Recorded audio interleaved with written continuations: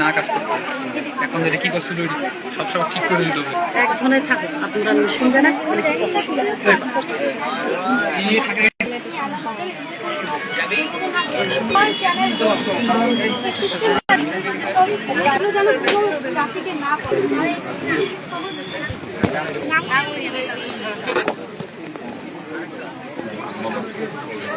Sir আমাদের হচ্ছে smart mango farming, যেহেতু আমি জন্য বিখ্যাত এই জন্য আমরা এই পরিকল্পনাটা করেছি।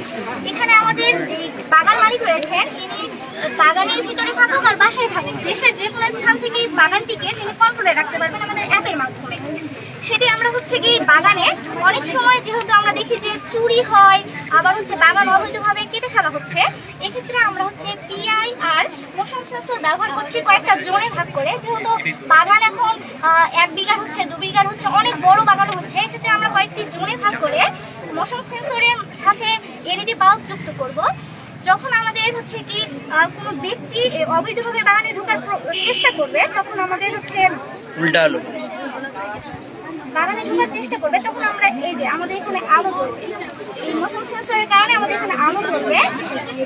এই যে আমরা যখন বন্ধ করছি তখন এটা আলো জ্বলছে না, যখন এখানে মানুষ আপনারা অনেকে আছেন এই কারণে এটা ডিটেক্ট করে আলো। আবার এই যে স্যার আলো জ্বলছে।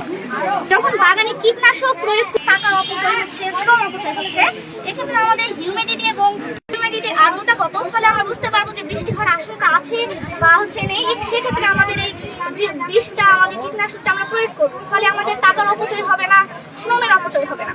আবার আমাদের হচ্ছে মাটির আর্দ্রতা যেটা রয়েছে সেটা হচ্ছে মাটি শুষ্ক কিনা, মাটি হচ্ছে কি ভেজা কিনা, এটা আমরা অ্যাপের মাধ্যমেই দেখতে পারবো। এখানে সয়েল ময়েশ্চার